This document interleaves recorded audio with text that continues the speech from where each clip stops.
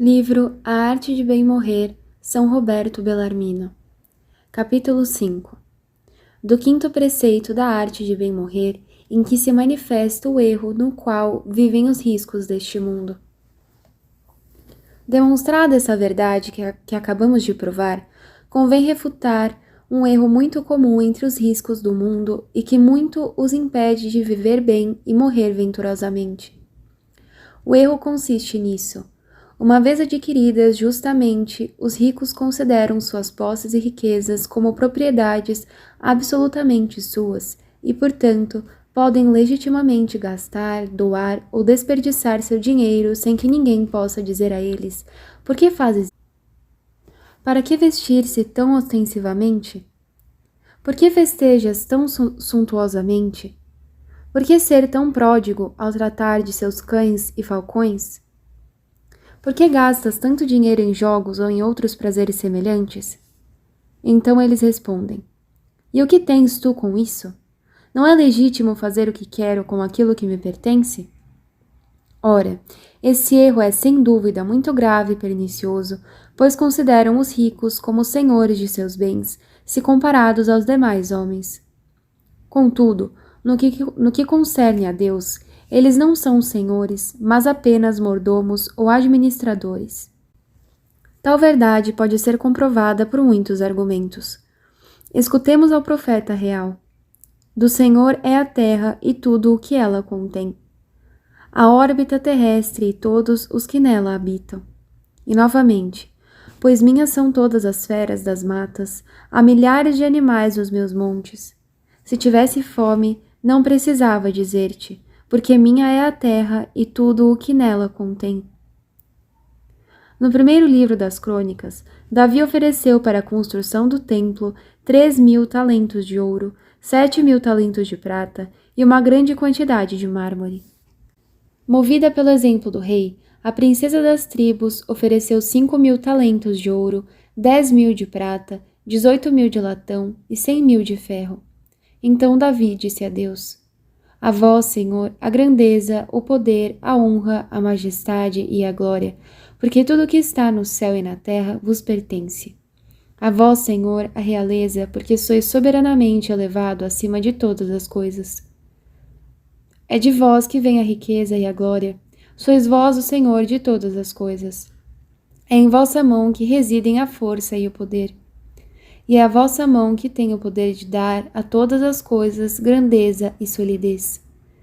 Agora, ó nosso Deus, nós vos louvamos e celebramos vosso nome glorioso. Quem sou eu e quem é meu povo para que possamos fazer-vos voluntariamente estas oferendas?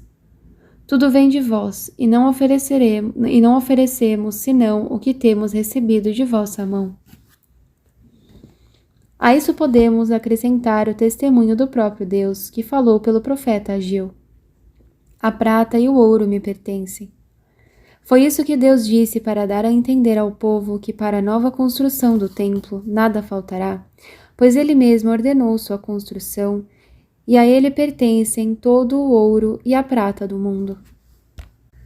Eu acrescentaria ainda mais 2 testemunhos das palavras de Cristo no Novo Testamento. Havia um homem rico que tinha um administrador. Este lhe foi denunciado de ter dissipado seus bens. Ele chamou o administrador e lhe disse: que é que ouço dizer de ti? Presta contas da tua administração, pois já não poderás administrar meus bens. Homem rico, nessa passagem, significa Deus, que, como acabamos de dizer, brada pelo profeta Ageu. A prata e o ouro me pertencem. Por mordomo ou administrador, deve-se entender o homem que é rico, como ensinam os santos padres citados na Catena Áurea de São Tomás de Aquino, como São João Crisóstomo, Santo Agostinho, Santo Ambrósio, Beda, o Venerável, Teofilacto, Eutímio e tantos outros que comentaram essa passagem do Evangelho de São Lucas.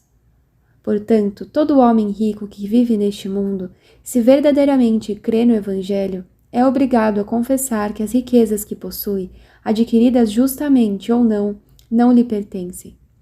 Se foram adquiridas legitimamente, ele é apenas um administrador das mesmas. Se foram adquiridas ilegalmente, então ele é apenas um ladrão. Como o homem rico não é senhor da riqueza que possui, logo, quando acusado de injustiça perante Deus, Deus pode retirar-lhe o encargo dos bens e a sua mordomia, seja pela morte, seja pela pobreza. É esse o sentido dessas palavras. Que é que ouço dizer de ti?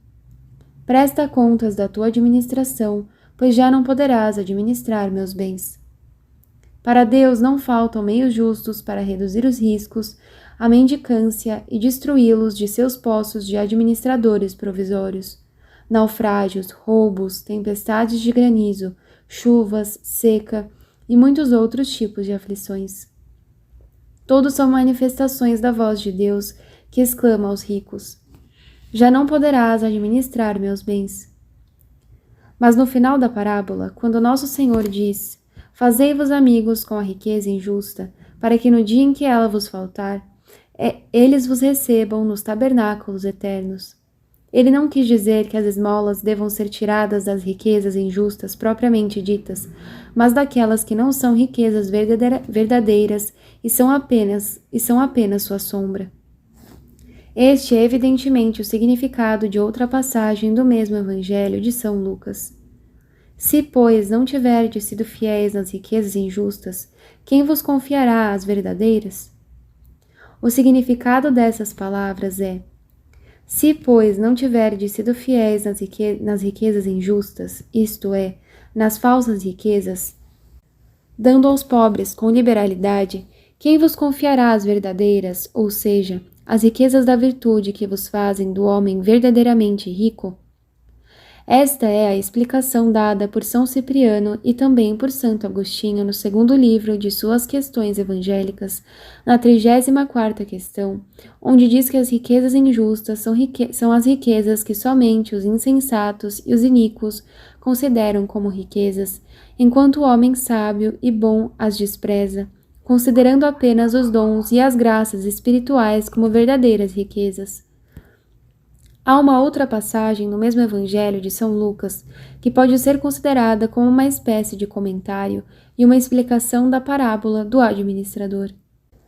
Havia um homem rico que se vestia de púrpura e linho finíssimo, e que todos os dias se branqueteava e dava festas esplêndidas. Um pobre, chamado Lázaro, cheio de feridas, ficava sentado no chão junto à porta do rico.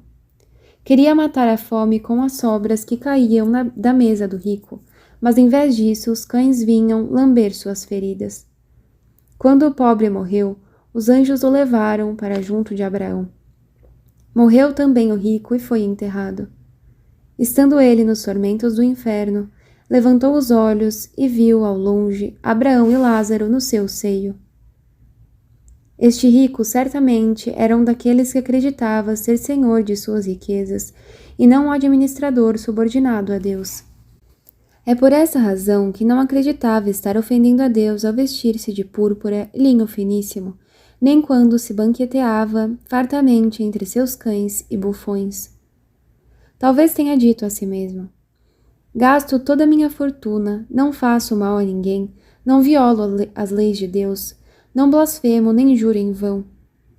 Observo o sábado, honro meus pais, não mato, não cometo adultério, não roubo, não presto falso testemunho, não cobiço a mulher do próximo ou qualquer coisa parecida. Mas se foi esse o caso, por que terminou condenado ao inferno? Por que passou a sofrer os tormentos do fogo da jena? Devemos concluir que todo aquele que supõe ser senhor e mestre absoluto de suas riquezas está completamente enganado. Se o rico fosse culpado de qualquer pecado grave e tivesse de prestar contas, a Sagrada Escritura certamente o teria mencionado. Mas como nada foi acrescentado, devemos entender que os adornos supérfluos e as vestimentas finas e elegantes, seus fartos banquetes diários e a multidão de servos e cães, somados à sua indiferença e falta de compaixão pelos pobres, foram causas suficientes para a condenação aos tormentos eternos. Que esta, portanto, seja uma regra fixa para se viver e morrer bem. Devemos considerar e meditar com frequência a seriedade a respeito das contas que devemos prestar a Deus, do luxo supérfluo de nossos palácios, de nossos jardins, de nossas carruagens, da multidão de servos, do esplendor de nossas roupas, dos banquetes, dos gastos desnecessários que afetam um grande número de pobres e doentes, os quais necessitam daquilo que é supérfluo para nós. São aqueles que agora brandam a Deus e não cessarão de gritar no dia do juízo, até que, junto com o rico, sejam condenados às chamas eternas que não se extinguem mais. Capítulo 6. Do sexto preceito da arte de bem morrer, no qual se explicam as 3 virtudes morais. Embora as 3 virtudes teologais, fé, esperança e caridade, incluam todas as regras da arte de bem viver e, consequentemente, da arte de bem morrer, o Espírito Santo, autor de todos os livros da Escritura, para um melhor entendimento dessa arte tão necessária, acrescentou mais 3 outras virtudes que, de um modo maravilhoso, ajudam o homem a viver e morrer bem. Elas são a temperança, a justiça e a piedade. Delas falou o apóstolo São Paulo na carta que escreveu ao seu discípulo Tito, com as seguintes palavras: Pois a graça salvadora de Deus manifestou-se a toda a humanidade. Ela nos ensina a renunciar à impiedade e às paixões mundanas e a viver neste mundo com temperança, justiça e piedade, aguardando a ditosa esperança e a manifestação da glória do nosso grande Deus e Salvador, Cristo Jesus. Com estas palavras, o apóstolo nos dá o 6º preceito para se viver e morrer bem, que é renunciar à impiedade e às paixões mundanas e viver neste mundo com temperança, justiça e piedade. Eis a epítome de toda a lei divina, reduzida a uma sentença. Aparta-te do mal e faze o bem. No mal há 2 coisas: a separação ou afastamento de Deus e a conversão e apego às criaturas, como diz Jeremias com as seguintes palavras: Duplo crime cometeu o meu povo, abandonou-me a mim, fonte de água viva, e para si preferiu cavar cisternas defeituosas, que não retêm a água. Que deve fazer então aquele que quer abandonar esses males? Ele deve renunciar à impiedade e às paixões mundanas. A impiedade nos afasta de Deus e as paixões mundanas nos convergem para as criaturas. Para fazer o bem, é preciso cumprir a lei enquanto vivemos com temperança, justiça e piedade, ou seja, enquanto somos temperantes com nós mesmos, justos com os outros e piedosos para com Deus. Mas seria proveitoso ampliar um pouco mais a explicação a fim de facilitar a prática deste preceito salutar. O que é a impiedade? A impiedade é o vício contrário à piedade. Mas o que é a piedade? A piedade é uma virtude ou dom do Espírito Santo, pelo qual reconhecemos, adoramos e veneramos a Deus como nosso Pai. Estamos, portanto, obrigados a rejeitar a impiedade de modo que possamos viver piedosamente neste mundo, ou, o que leva à mesma coisa, devemos viver piedosamente neste mundo, a fim de renunciarmos a toda a impiedade. Mas por que mencionar isso 2 vezes se apenas uma seria suficiente? Porque aprove ao Espírito Santo falar desse modo, a fim de dar a conhecer que, se quisermos nos tornar agradáveis a Deus, devemos cultivar a piedade filial de modo a não restar traço algum de impiedade. Há muitos cristãos que apenas parecem piedosos, porque, embora rezem a Deus, assistam ao santo sacrifício da missa, ouçam os sermões, etc., ainda assim blasfemam contra Deus, juram em falso ou quebram seus votos. O que é isso senão uma simulação de piedade para com Deus, enquanto se é ímpio ao mesmo tempo? Portanto, é absolutamente necessário para quem queira viver bem, a fim de morrer bem, que venere e ame a Deus ao ponto de negar tudo o que não seja Deus, até a mais mínima sombra. Sem isso, não será de grande proveito ouvir missa diariamente ou adorar a Cristo nos mistérios sagrados, se ao mesmo tempo impiedosamente blasfemar contra Deus ou jurar em falso em seu santo nome. Devemos salientar, no entanto, que o apóstolo não diz apenas que devemos renunciar à impiedade, mas a toda impiedade, ou seja, todo tipo de impiedade, e não somente as mais atrozes, mas até mesmo as mais leves. Isso é dito contra aqueles que não hesitam em jurar em vão, que olham de modo impróprio para mulheres em locais sagrados, embora de modo não lascivo, que conversam durante a missa e cometem outras ofensas, como se Deus não estivesse presente, em suma, que não se esforçam em evitar nem mesmo o menor dos pecados.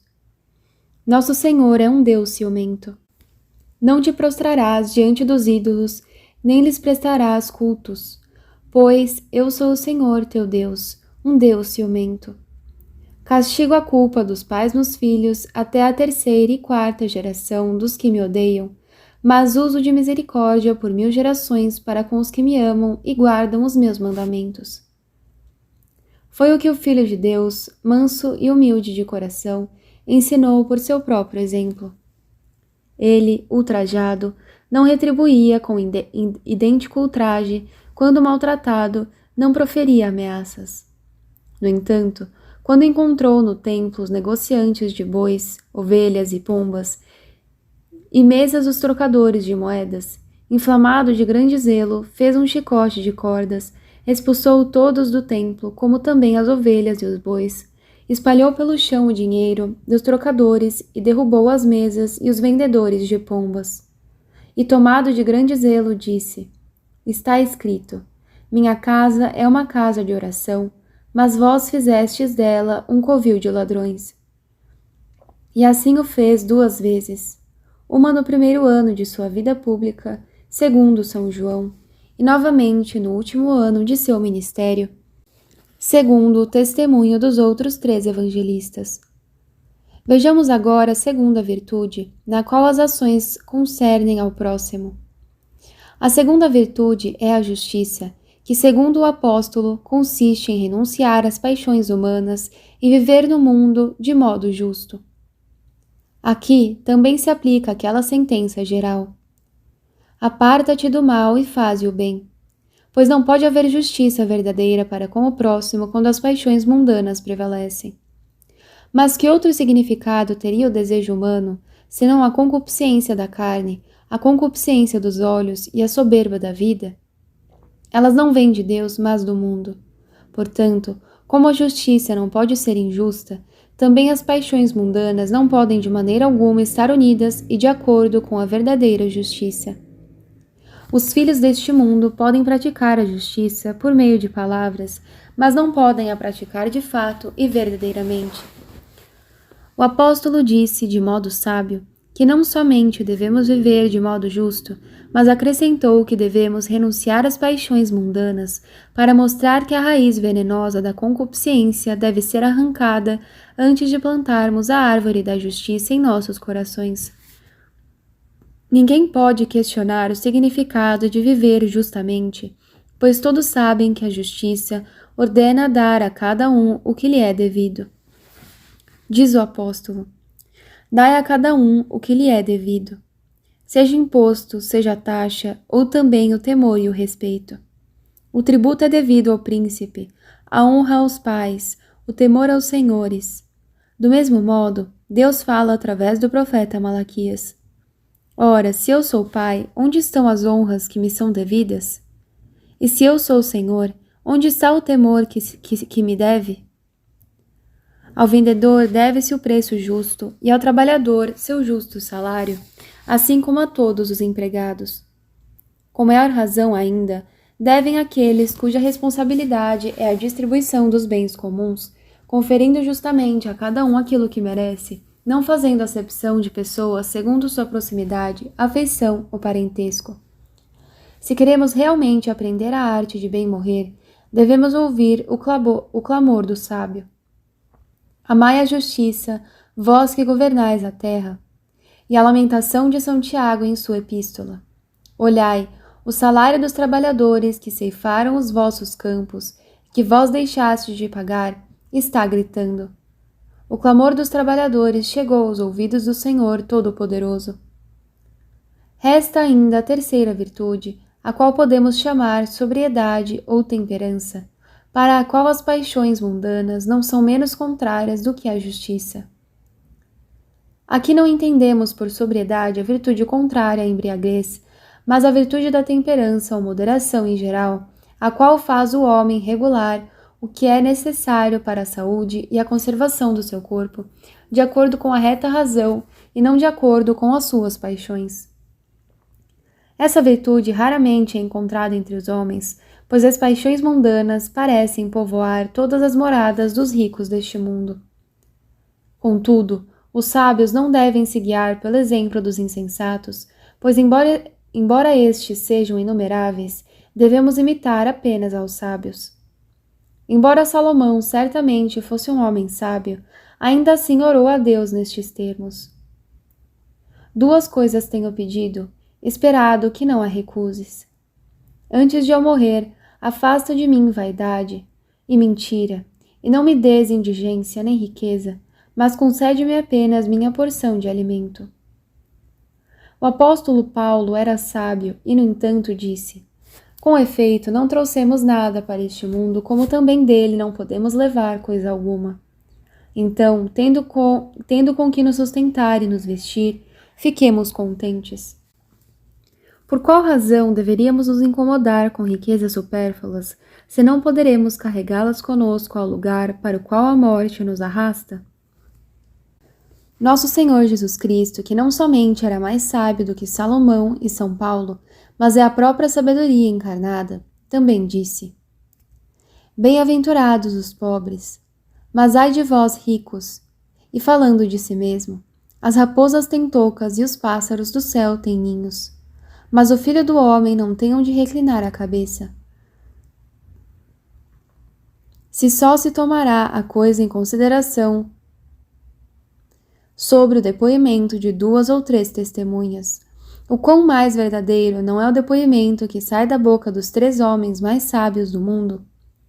E se acrescentarmos a isso que nossas riquezas supérfluas não são nossas, mas pertencem aos pobres, como é a opinião comum entre os padres da Igreja e entre os escritores escolásticos, não seriam loucos e insensatos estes homens que acumulam aquilo que os levará à condenação eterna?